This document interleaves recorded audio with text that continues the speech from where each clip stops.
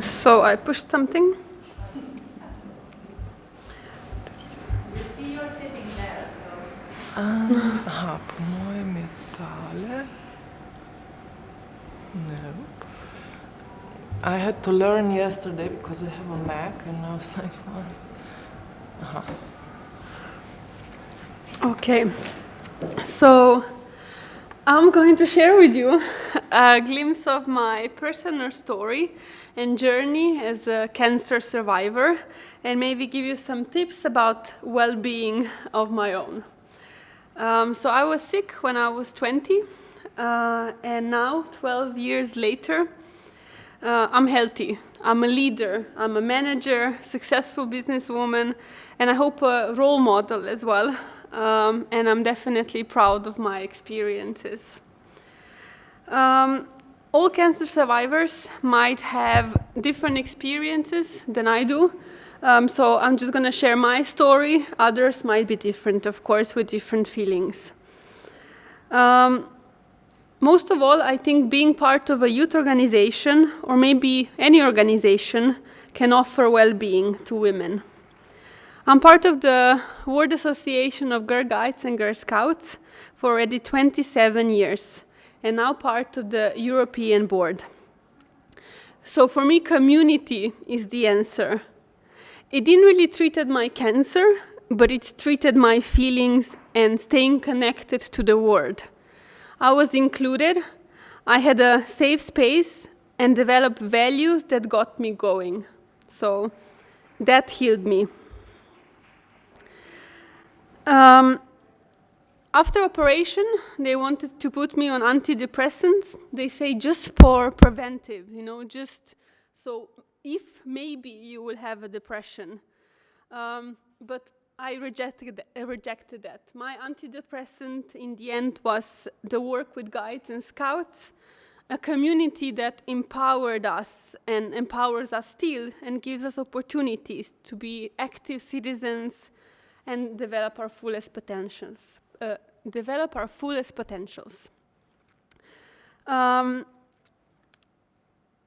The cancer was on my thyroid and on my neck.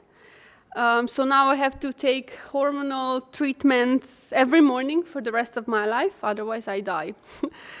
I'm often tired and I have to maybe sleep a bit more, so everything I do takes a lot of energy out of me. But for cancer survivors, I think lying in bed and just staying there is not an option. It's not a good option.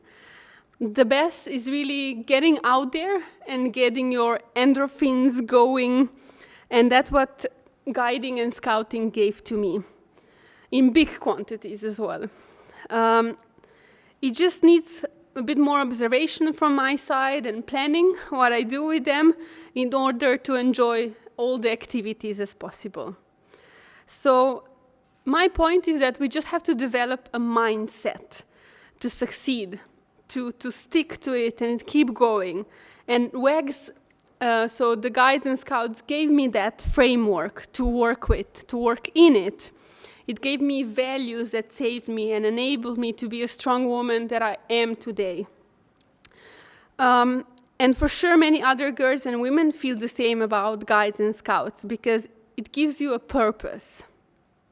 So I would like to share with you the mindsets.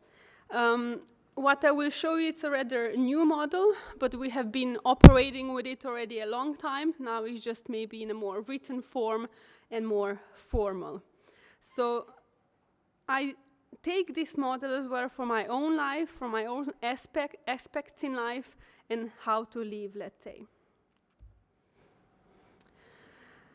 These are the 6 leadership mindsets. They're the mindsets by which we can live in general in life, not just to be a leader, but just in general how to lead your life. The first one is leading yourself. It's a reflective mindset. You can draw meaning from your past experiences and think about behavior and the impacts that it has. So you explore your values and how to be true to them. And as well, you cultivate curiosity. So you hold a space for learning, about caring for yourself, and you recognize and create the conditions for you in which you can thrive as well. The second mindset is leading relationships. It's a collaborative mindset. It brings together different perspectives and inspires consensus around the shared vision of the world. So we have to listen to others and learn from others, share what we know freely with others, and create the structures, conditions for people to reach their full potential. So, and contribute to any of the situations boldly or without any reservation. Third one is leading for innovation. So it's a creative and critical thinking mindset.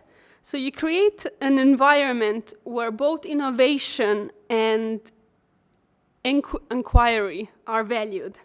So you seek data, you analyze things around you, and you seek information. And that's what I did as well, for example, in my period when I had the cancer afterwards. And that helped me research about my cancer and know as well how to continue, let's say, what questions to ask. So you encourage yourself and others. So you seek ideas and you're open to changing your mind. Next one is leading for girls' empowerment. So gender equality mindset. So many women are faced with inequalities, especially when they're sick sometimes. You already don't have many not many, you already have less opportunities maybe in life than some other people. And this can be as well a barrier when you're sick. You get a job harder maybe after cancer, and you have to work even more to achieve what you want in your career. So this mindset gives you an understanding of the impact of the gender barriers and empower yourself to recognize them and overcome them later. Leading in context. It's a worldly mindset, and you get inside the words of others, understand their needs and their concerns. So you can understand that you're not the only one in this world that you're suffering. Maybe there are other people with greater problems and different problems than your own. So you observe, you ask questions, and educate yourself on different perspectives. Leading with impact, it's a responsible action mindset. So you mobilize energy around what needs changing and what you need to protect. So you transform your values into action of authenticity. So you practice leadership to create a world where everybody is valued, no matter where they come from, what they do, and what is their past.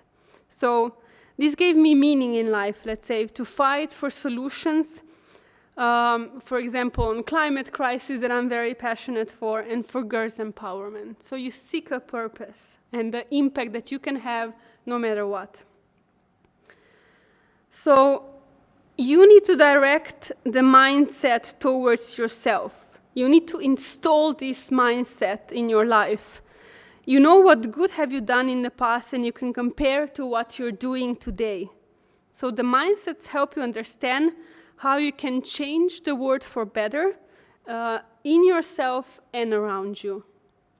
So having cancer isn't an easy experience, but it's definitely a life-changing one. It's a mindset of being courageous all the time. And that's what I wanted to share with you today. Thank you.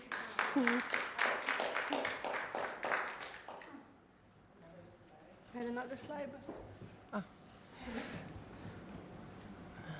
Thanks. Great.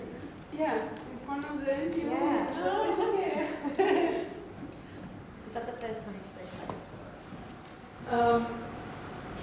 One-on-one I spoke of, Okay. it's not, like yes. That was brilliant. Really good. But it was easier now as well. There you go, it's a practice. Okay, hi, I'm Ruth. I'm an entrepreneur. I'm a positive psychology practitioner. I'm a runner, and I have a deep addiction for cake, which in Slovenia I'm finding is very difficult. And I also have 2 anxiety disorders. I have panic disorder and generalized anxiety disorder, also known as GAD. In the UK, they were diagnosed 8.2 million people with anxiety conditions in 2013, and that's the most recent statistic we have. But as today is about personal well-being and what's your story, I am not one of those 8.2 million people. I am my own person. One of the misconceptions about being a positive psychology practitioner is that we always see the glass half full. We're always about hope and optimism, and everything is so positive and glowing. And yes, that is part of the case, but as we all know, sometimes life gets very dark, it gets very tough, it gets very lonely, and sometimes it leaves us with a feeling that there is no way out. Now, in retrospect, before my diagnosis, I'd always suffered with panic attacks and anxiety, but back then, nobody knew what they were or really understood them. And to be honest, I probably kept them hidden quite a lot, thinking that they were a sign of me being weak, that I was stupid, that if people found out about them, that I was not capable. And those negative self-talk messages only compounded the anxiety even more with this negative self-talk on a continual loop. And I developed a lot of impostor syndrome in the early part of my career, not only due to my anxiety, but working in very masculinized industries. My lowest point was 5 days before a very public breakdown in 2015 when I was seriously contemplating taking my own life. Now, 5 years on from that situation, I'm able to stand here and have a very open conversation with a room of total strangers, because this opportunity has given me a chance to reauthor my own story of my well-being, to take the narrative and to own my truth as to the person who I am. And if you asked me 5 years ago, I would not be the woman I am now, who is filled with compassion and kindness to myself, nor the empathy and understanding. I wouldn't have the deep connections I do with my family and friends, and I would not have the skills for self-regulation or self-determination. I wouldn't have a strong belief system, nor the mission and purpose which motivates and drives me every single day. So what's important to acknowledge is without the complete darkness, without the sadness, without the trauma, the breakdown and this very long journey of recovery of the last 5 years, then I simply would not be stood here today as a woman who stands in front of you. And this is my story of post-traumatic growth. Now, you're probably wondering, what is post-traumatic growth? And this refers to a phenomenon in the 1990s of how people can experience positive changes following a traumatic experience or adversity. And the research has been led by the professors Tedeschi and Kaloum. But I'm sure you've all heard of the paraphrased adage by the philosopher Nietzsche, what doesn't kill us makes us stronger. So this is not a new concept. The potential growth from the human struggle in loss, crisis, or suffering has been recounted since ancient times. But in the past 2 years, in the fields of the last 2 decades, in the field of science, we have seen more research into this phenomenon. And the best way for me to explain it to you is like this. It's the idea that when an individual experiences trauma or a stressful life situation, they return to a different and higher level of functioning or growth than they were prior to the trauma or stressful event taking place. Now, I use the word trauma and stressful life events interchangeably because trauma is so unique and personal to us all. Often when we think of the word trauma, we think of a serious car accident, a natural disaster, or being part of a war zone. And yes, those situations are all traumatic, but so is dealing with the loss of a loved one, a relationship breakdown, or losing your job and finding yourself unemployed and having to support your family. So what does this growth look like post-trauma? Well, the perceived growth for an individual is specified and evidenced across 4 domains in our life. Changes in the perception of ourselves, changes in the relationships that we have with others, a changed philosophy in life, and a deeper appreciation for life, which is all the experiences, our values, our purpose and mission, priorities. There are some points for me to clarify here to make this absolute. that post-traumatic growth is not the opposite end of the scale of post-traumatic stress disorder, and both can happen in an individual. And not everyone who experiences trauma will experience growth. Post-traumatic growth does not leave you feelings of happiness or a more hedonistic approach to your well-being. It's not the denial of trauma taking place, nor are you pleased that that trauma actually happened to you. So therefore, would I have wanted to have gone through a marital breakdown and subsequent work burnout and some mental health conditions which were triggered?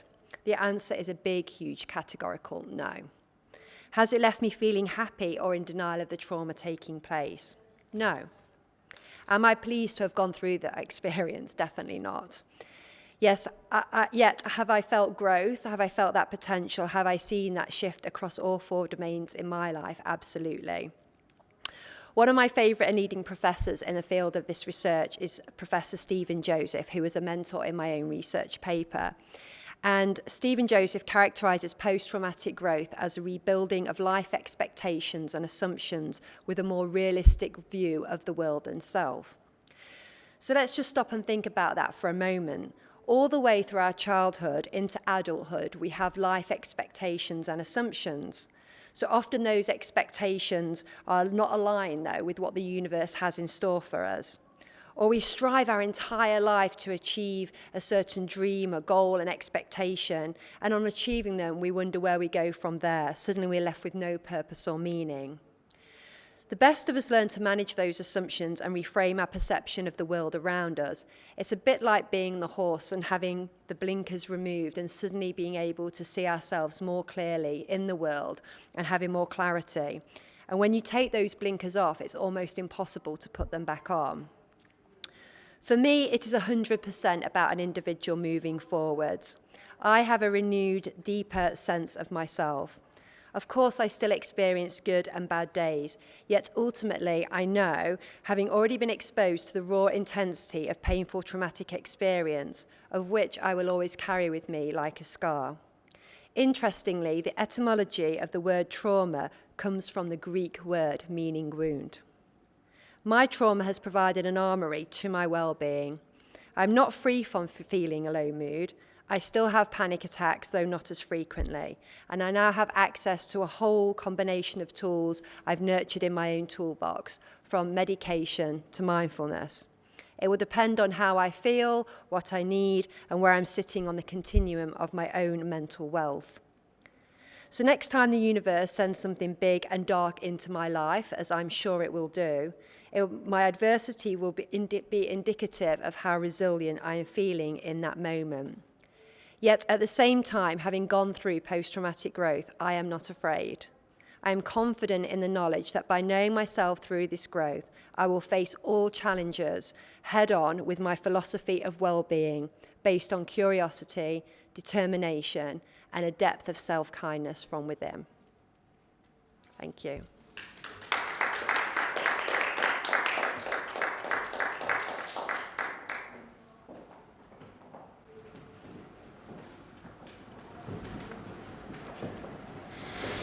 Oh, hello, I'm Magdalena, and I'm a menopause coach. So you can imagine I've gone through the menopause also myself. That qualifies me a little bit for talking about this. So my job is to support women through the midlife journey. My big change started around 42, 43 years of age, with irritability, moodiness, that mood swings from up and down in an hour, from crying to being aggressive and crying again, was really crazy for the people around me especially, but also for me. Then was this heavy menstrual bleeding and being tired of this, losing a lot of blood, having low iron and so on. Sleepless nights, because of hot flashes, night sweats, tiredness, of course also crisis in my sexual life, not a surprise, and also some crisis in partnership. Having at home 2 teenage girls didn't help, really. And it looked like a betrayal of my own body, getting against me. So, my experience in pharma business for long years helped me when looking for solutions. I knew 100% that I don't want any pills or magic creams, just, herbal remedies, some alternative medicine that's, let's say, really traditional. So Ayurveda, and then acupuncture, homeopathy, different herbs, and so on. And finally, I discovered that all these things can help, but I needed to change my lifestyle to go anywhere in a better place, better feelings. So, more movement, more sports, especially in good company. Get rid of a very stressful job. This changed a lot. To get more sleep.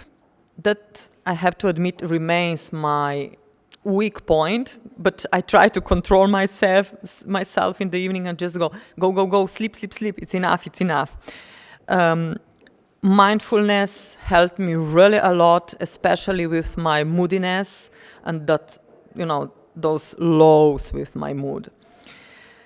So slowly, with little steps, I gained control over everything, over my moods mostly, let's say, and over my body at the end. With small steps, because, if you make a step too big, you fall, especially in high heels. So slowly, changed practically everything. Okay, I kept my hot flashes. For this, I have all the time the fan with me. I know the triggers.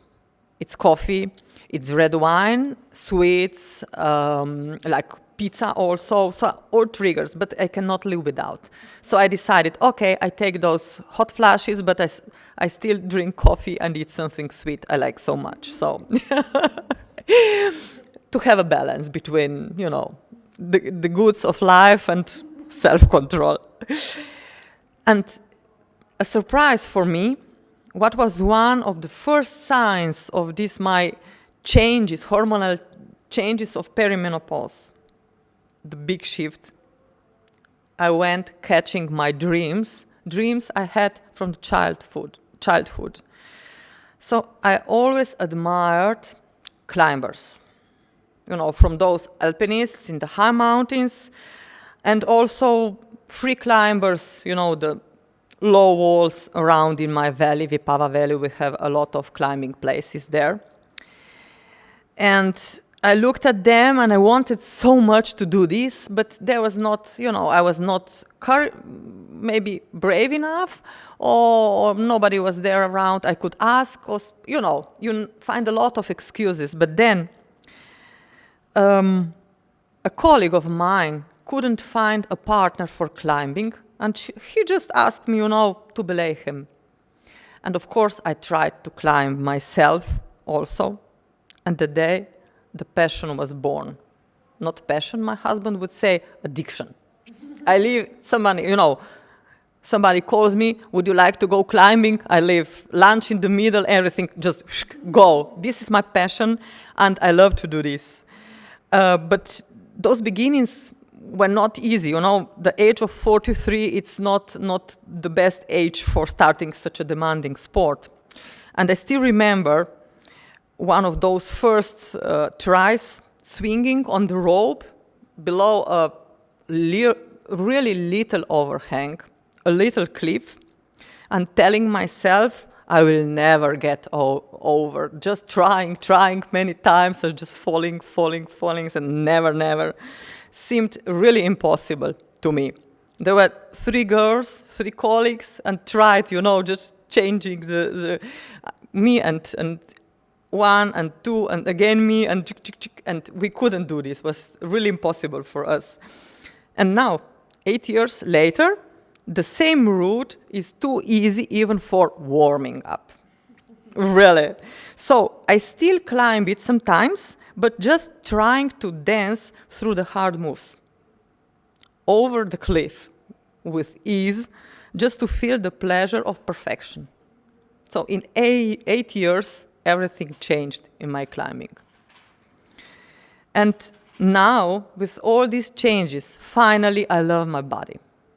It took tens and tens of years, but I know it's far from perfect. It's not even so young anymore, telling the truth, but it serves me very well. It connects me with others, people around me. It helps me fulfill my purpose to support women in the big change of menopause. And it holds my soul. For this, I take care of it. And what's driving me? It's really my life purpose. That is luckily also my vocation, my business. Because I want women to speak about their troubles in midlife openly, to ask for and to get support from the people around them. And as you may know, in our society, menopause is a taboo, still a big taboo. Some women feel they just lose their value, become invisible. Some women get depressed when they enter menopause. There's the fear of getting old, the wrinkles, the gray hair, itches and pains, and many get surprised by the changes, not knowing much about them and what to expect. And I didn't neither. Even if I'm a biologist working for years in pharma industry, I didn't have any idea what to expect, what's happening to me. So we all need knowledge and acceptance and awareness of all the society. And for this reason, I started to bring the subject into the business companies, because they can play an important role in giving their female employees the support they need.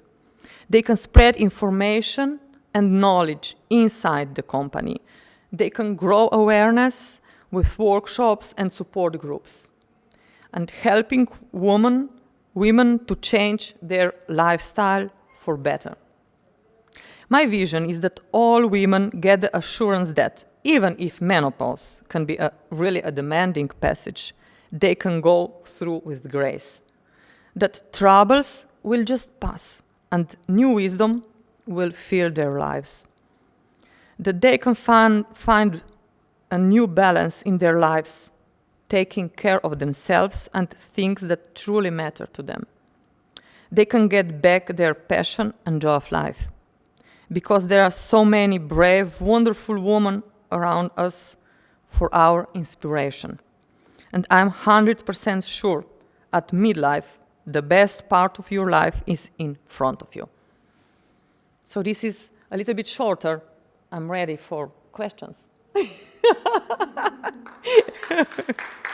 So if there are any questions, seriously speaking. Or you are too young to think about? Yes. Okay. So I would have a question. You said you work with companies as well. So how does this... Slowly, it's going slowly, but when I started, it's 2.5 years ago, they were looking at me, what are you doing with big eyes? They couldn't understand, but they're just changing things, because I tried to talk about the issues on the television, the newspapers, everywhere, and they slowly get the message that investing in support for the women in midlife, it's a priority for them. The average age of employed women in Slovenia is 43 years and is growing. So, if you want to keep them working for 20 more years, you just have to do something. So it's changing, it really is changing. And from one company to the other, they're asking me, could you come?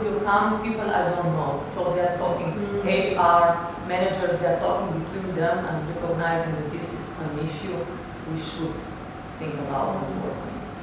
Yeah, it makes a lot of sense to me.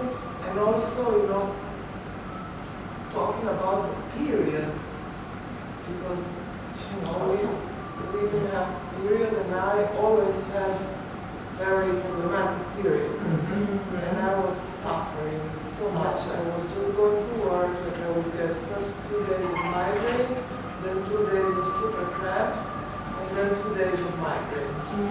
And I was just going to work, forcing myself and almost dying. And then, after some years, I said I take sick leave for 2 days. And then the women were looking at me like, why are you taking sick leave? It's not painful. So, yeah. It's a different topic, but for me, the period, there is almost no awareness or no.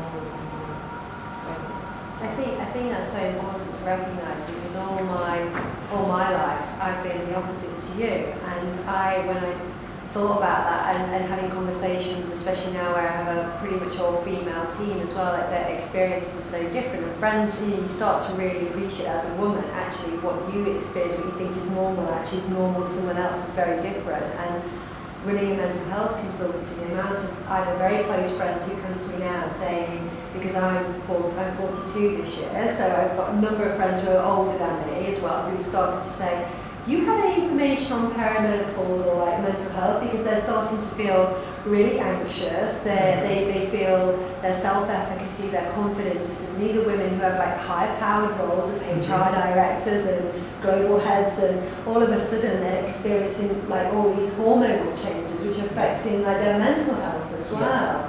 And I did some work with a colleague a couple of years ago who was in her early 50s, and she was she'd done an amazing career, and we were going in to do some basic kind of standard training, and she was like, oh, I feel really nervous, and she was getting all upset, and she's like, it's because I'm going through the menopause at the moment, but she's saying she was feeling like so down on herself about it, and not feeling that she could talk to anybody about that, and no one talks about it. It's at all. a Yeah. taboo. So it should change for us, but also for the society. Yeah. There's many topics like this about female body, pain at birth, or all these different kind of post-depression. Depression, post-birth depression. Nothing really changes. Can I ask you a question? I'm sorry. I come from Kerala in India. And could you just throw some light on how Ayurveda helped? So let's say with ashwagandha, because you stress is very much influencing your well-being and also the hormonal balance. So you need to take care about your stress responses, let's say, and ashwagandha helps in this. And the hormones, right? Yeah, the hormones, and then also turmeric, let's say, like a strong antioxidant helps a lot. So we have many things that we can try, and we are 100%, they are not harmful, like pills and creams and all together. They are natural. So Ayurveda has a lot of things to teach us at the end. Ashwagandha, you have it in tablet form? No, in powder. We have also in tablet form in Slovenia, because the taste is really bad, but I don't care about the taste, so I use the powder. You add it in milk and have it? Yeah, and also some nuts and things like this for breakfast. For breakfast. I make a mix of nice color. That's taste. No, because other things cover this taste. I put cinnamon, and cardamom and so on, many spices, because spices are very good for our health. And some oats, and so this is for breakfast. So You were able to solve this? yeah, so I keep the Manage. so hot flashes, I still have them, now it's 5 years. But okay, I'm waiting, they will disappear slowly, hopefully. But sometimes it's good when I go on a meeting, HR manager, a male, and we're talking, and I got so hot and sweaty. So I just tell him, it's like this, you see? Your female colleagues are going through this and not sleeping and so on. And he looks at me, oh, we are really red and sweaty. So it's easier for him to understand. Maybe for this I keep them.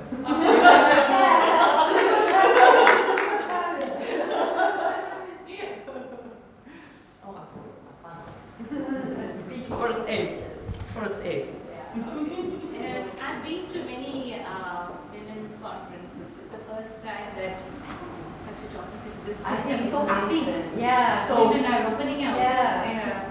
It was like a taboo to discuss Yeah. about periods and hot flashes. I just said yesterday, so yesterday was the first day of my period, and I'm like never with people, because I just wanted myself.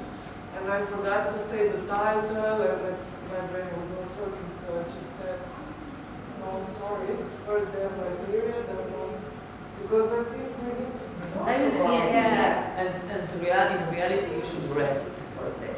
Yes, I know, but it came 2 days early. Yeah. I mean, Hi. I can share an interesting story about this. When I had the first day of period, my left leg swells, and like all the veins are red, and I literally have to rest. Otherwise, I just can't stand because my leg is hurting me so much. And when I was 2 years ago, when I was at the sea, exactly the same time that I had my period, and I was like really resting because my husband went out with children and they went to a bath and everything else, so I really had time to rest. I didn't have these symptoms for 6 months. 6 months I had my period, and my leg didn't swallow, and I didn't have all redness, and I didn't have pain in my leg. So it is really important that at least for the first day when your period hits you, you rest. Yeah. That was my life. 2 days, I think. I think women need to take it more easy on themselves. We Yeah. don't know that, do we? Yeah, we think we have to carry on, and we have it, and then we just like, oh, I'll take some tablets, I'll carry on, I'll get on with it, and instead of acknowledging the fact that like our body's going through a change, like whether that's monthly or as you say, we're going through a change, like physiologically. We don't acknowledge it enough. Like it's like we've got to hide it away and be like everything's fine. because let's say this is the price we pay for being able to give birth to children. That's the price behind these hormonal changes we go through every month. And it's great when you finish this. I'm 4 years into the menopause, and I really don't miss those menstruations. And the other part comes, the osteoporosis kicks after that. Yes. So you need, If you don't have it, but you don't need to get osteoporosis if you have vitamin D. good food with a lot of sports, right sports. You see in Slovenia we have a lady that's 82 years old running marathons. Yeah. So our bodies are gifted, are capable to stay healthy long way without with less hormones, let's say. Much less hormones. So just taking care of them. Mindset. Yes. Instead of saying, right, I'm 50, 60, that's it, I'm stopping everything. So I Yes. Can I use this, perhaps? it's not working. Yeah, okay. Then I'll be here because I need space. I love space. Okay. So I am Milena, and I'm the author, speaker, and a grief coach. And now imagine, like, if you are driving a car down the hill, and then suddenly you realize that your brakes are gone, and in that moment you realize, oh my God, I'm going to crash, crash the wall. Well, it happened to me. I didn't crash my car, but I crashed my life. So what happened? Just after 3 weeks sickness, my 3-year-old daughter died. Oh my God, my whole life crashed. Was burned down to ashes because I didn't know what to do, how to cope with it. And I still had a boy who was needing a mom. So one day I was sitting at the edge of my bed and I was thinking, oh my God, Milena, you cannot do it anymore. I was like this close to ending my life because I was not supported. I did have support of my husband, but I was not supported by surrounding, by understanding. Nobody understands me. People avoid me. It's like having a scarlet letter on my forehead. That's how I felt. So I was sitting on that edge of the bed, and I was thinking, oh my God, I really want to end my life. I don't want to struggle anymore. I don't want to live anymore. But then, the thought came into me, I cannot do that to my son. He's 6 years old. He needs a mom. And he doesn't need a mom who is just a shadow of herself. He needs a mom who is fully alive. Can you imagine that? He really needs a mom who is fully alive. So I stopped thinking about ending my life, and I had it on a journey. So how can I heal myself? How can I heal my heart? How can I heal my life? And actually, I was on a journey of rebuilding my life. Before that happened, I was a teacher. And now everything seemed so shallow, and I didn't find myself in the teaching profession anymore because it was all about paperwork and not about students anymore. So as I was headed, I was searching for answers. I attended classes, master classes, you name it. I tried almost everything. Spiritual quest, energy healing, mindset, everything that was possibly came to into my path, on my path, I tried it. After 2 years, I still had pain in me, you know? I still had pain in me. One day, because I still had these ups and downs, and I was feeling okay, and then I was feeling really down and thinking, oh my God, is this worth it? My whole life sucks. It really sucks. And I was sitting again at the edge of my bed. Sorry, everything important happens in my bed.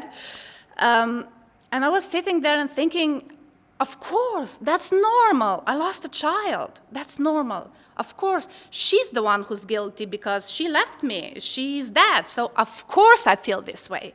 But then again, this voice inside of me was telling me, Mom, are you sure? You didn't have these thoughts before. You were like, when I was here around you, when you have children, when you have everything.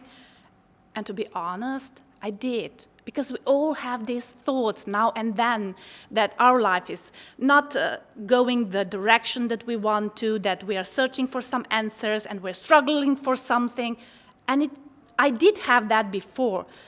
And I realized in that moment that it is so easy to put responsibility for my life on somebody else's shoulder. Well, I did it, and I put it on her shoulder because she left me, of course.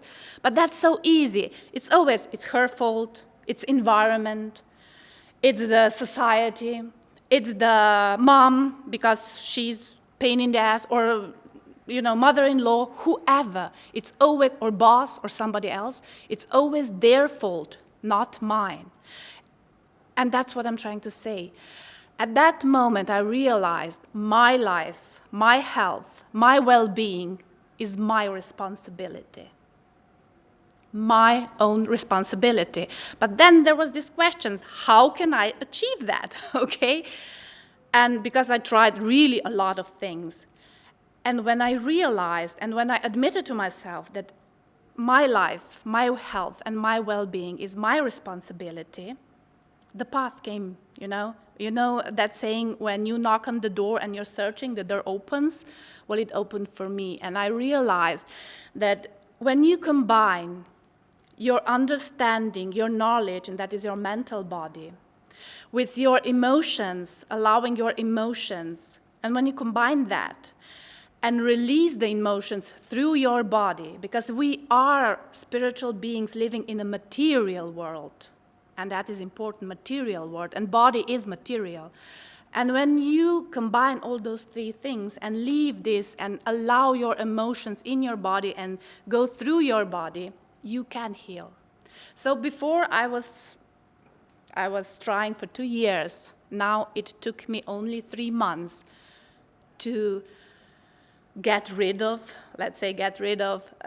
the sadness. And it wasn't just sadness because my daughter died. It was all this sadness that was embodied in me for, I think, ages. Really think ages. And this sadness came through, and it took me 3 months. And it was an interesting process. It was not easy one because all the change, all the transformation is unfortunately not easy. But I did it. And then I hit another wall. Well, of course I did. Because everywhere I looked around, there was this sticker. Oh my God, mom who loses a child. Oh, this is the pain that's going to stay with you forever. Oh, mom loses a child. Oh my God, this is suffering. The only way you can honor your child is to bury the pain of losing it to the grave. And all those stickers, you name it, I'm certain you have your own. All those stickers went bumping into me, and I felt, you know what I felt? Like a really bad mom, because I allowed myself to heal, but then I thought, oh my God, am I a good mom? What if I didn't love my child enough? I must have been a bad mom. And it took me another 9 months to realize that I am a good mom. And of course, 9 kilos, so 20 pounds of food, weight, because I was eating my feelings down, because I didn't want to admit. I didn't want to be a bad mom, that's normal. But those stickers were telling me, you're a bad mom if you allow yourself to heal. Until again, I received a message from my daughter, and she was saying to me, Mom, you're the best mom ever if you allow yourself to heal. And this was so powerful, so powerful. You are the best mom ever if you allow yourself to heal. And let me tell you, you are the best women, partners, moms, daughters. You're the best human on the earth if you allow yourself to heal from your pain, and whatever your pain might be, because we all sometimes in life experience less or big pain, it doesn't matter. And if you allow yourself to heal, you're the best human on earth. That was short, so thank you. Hopefully I didn't forget anything. Don't cry. Yeah, well, you can cry, sorry. So if you have any questions, I'm more than happy to answer. Yes, I know. I forgot to tell you, I wrote a book. I released it here in Slovenia, and 2 days ago, it's available on Amazon, so it's in English, because I want to give this power back to women, that they are allowed to heal. It's Losing a Child, a mother's guide through grief. And it is, I want to give this permission, because you're not just have this permission that you can heal. It's your obligation to yourself. You owe it to yourself. You owe it to the family, and you owe it to the society. Because if we heal as a society, then we can give more. We can share more. And yes, that is my message, because a lot of moms, I felt like double punished. First, I had to lose my child, and then I wasn't allowed to heal, because if I did, then I'm a bad mom, and nobody wants to be a bad mom, at least admitting it out loud. So this was the book that I wanted to share with the world. It wasn't intended to be the book, because it was a journal for my grieving process. And when I was deciding to release it, I was like, oh my God, when this came into me, like, I have to do it, I have to publish it. I was like, oh my God, this is so vulnerable. I mean, really vulnerable, because I was like honest with no restriction, because it wasn't intended to be a book. And then I thought, again, a thought came to me, and it was like, if you change it, then it wouldn't be authentic. It wouldn't be as it was meant to be. So I said, okay, Nela, if you want that, I will live with that. Just make sure it's okay. And today's speech, I didn't prepare for it. While I was driving here back in Ljubljana, I was, Nela, you arranged that, because I was struggling with all fours. I didn't want to apply for this conference, but somebody pushed me a lot. So I was like, okay, you lead me here now, please. Let it be okay. Let the speech go well, because I am guided. And I did have a very beautiful communication with her. And first I thought I was crazy. I was really ready for a lunatic house, because here in Slovenia, people don't open up like this. And communicating with your beloved one is a stigma. It's like you're crazy, you're imagining things, or you are holding your beloved one back. But that's not true, because when you communicate with love, they have their own will. They will communicate with you back or not. You know, it's not that you can force someone, but you know how are you holding your beloved one back? With pain. Because you are frozen in that moment when the beloved one passes on, and you keep this energy frozen at that moment because you don't develop your communication. And that's why is my big message and my big goal and my big quest to inspire also women so that they will naturally communicate. Like, you have a picture, I have a picture of my Nela on the wall, and we talk about her in my family, you know?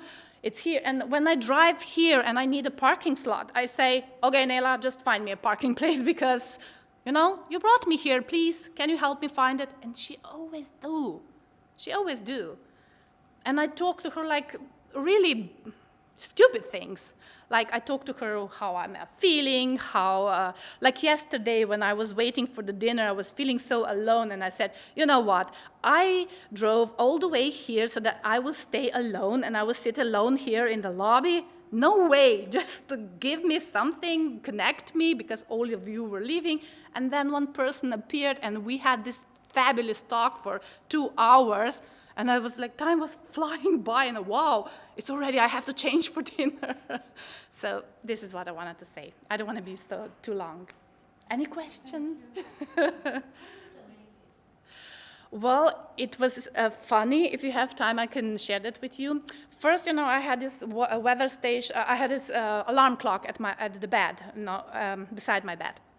And it all went crazy. I couldn't turn it off. It was shortly after she died. I couldn't turn it off. And then I tossed it into the bin because I thought it's broken. And then another weather station in my living room started to, you know, this figure started to shade a little bit, you know, was coming up and then shade a little bit, like if somebody would take off the batteries, but they didn't disappear. The digit didn't disappear.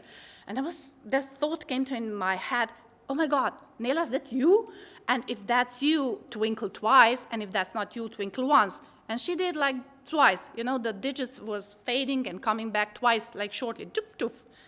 And I was like, oh my God, it's you. And then we started to communicate, and she always gave me the answer, except when she didn't want to answer. Then I could feel this hesitation because the digits didn't show me the answer. It was just, I could feel it, you know, it's hard to explain, but you can see it and you can feel it. And my husband used it, my son used it. It was about a year and a half. This was like really concrete one. And once the TV came on specific movie, that was really like a message to me, and the remote control were really way up there. So this was like really concrete stuff. And she did communicate with me on 5 ways. And later I found the book that confirmed this way of communication, because I thought I was crazy, because I thought this isn't true, you know? She came to me in dreams, told me, like, if you have time, this is a really good story. She came to me in my dreams, and she was playing with with my son. They were really connected. And I was like in my dreams, Nela, why did you leave? You see, you could play with Jean all the time, so why did you leave? And she told me, you know, Mom, it's going to take 2 to 4 years to come back. And I was like, what? Am I going to wait for you for 2 years? I didn't consider 4. You know what happened? Before she died, she was really, half year she was really demanding, like pressing me. Mom, can you have another baby? I want to have another baby. And this was really pressing me, you know, and she didn't want these dolls. And when she was like in the hospital, all very bad, because she had a leukemia and chickenpox all together, all she wanted in the Christmas time, all she wanted was another baby, which was strange. 3 years old daughter, 3-year-old child, all she wants is another baby. She didn't let me open not a single igrača. toy. She didn't want to open not a single toy. She didn't want to see anything. All she kept repeating was, I want another baby. And that was the only thing, that was the last thing that I promised her, and then she died, that we talked to each other. And like I said, okay, Nela, please just be fine. I will do my best. I will do whatever it takes for me to have another baby. And that was the last time we spoke, because then she got on the ER and later she died. And to sum up, exactly 4 years later, on the exact same anniversary, like 4 years when she died, I couldn't have a child, I don't know why. So because I promised her I would do anything in my power, I did have an IVF for the first time, and it was successful. I could feel her supporting me and pushing me because I didn't want to have an IVF. And you know, the IVF is successful. They confirm it at the first ultrasound. Do you imagine my surprise when I found out that the first ultrasound, when you can see the heartbeat, was the exact same day she died, the 30th of December. I'm all, you know, this exact same day and the exact same hour, because it was 9:30 in the morning that I got into that, and I was looking at the screen because when they did ultrasound, and I could see newborn heartbeat, you know, this baby inside of me heartbeat. And 4 years before that, I was watching her heartbeat getting slower and slower and slower until this notorious, you know, beep. So I think it's a miracle, and the life is a miracle, and you should live it, and we should live it fully with our full lungs. And the main message is, do allow yourself to heal for whatever you are experiencing. Okay? Yes. Now I'm finished. Thank you. Can I give you a hug? Yes, of course. Wow, this was good. Toy. These are my notes.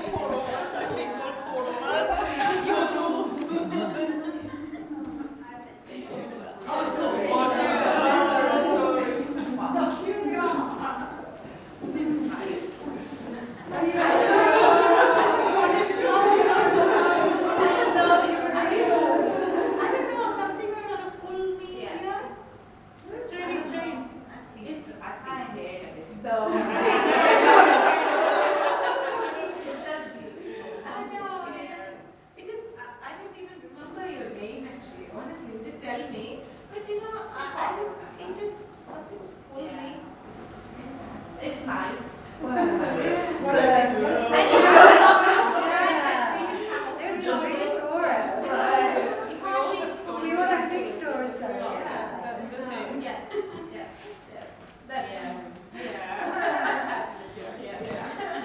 So that we share our stories. It's over there. Yeah. Can I take a picture of it? Yeah. Will you take one of my coat as well? Yes, Okay, thank you. How would I feel well with my phone?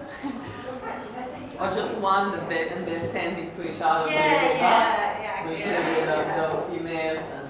Okay.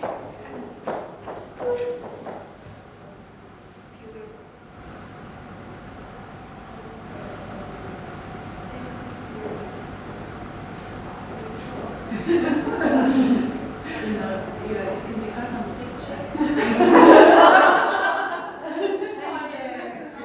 I always hate it when you give someone your phone and say, can you take a picture? And they just take the one, and then that one. Yeah. I think when people go, oh yeah, like I'm like taking notes. Like you did. Some people Did you just get a go, picture with them? just take one, and then you look at it afterwards.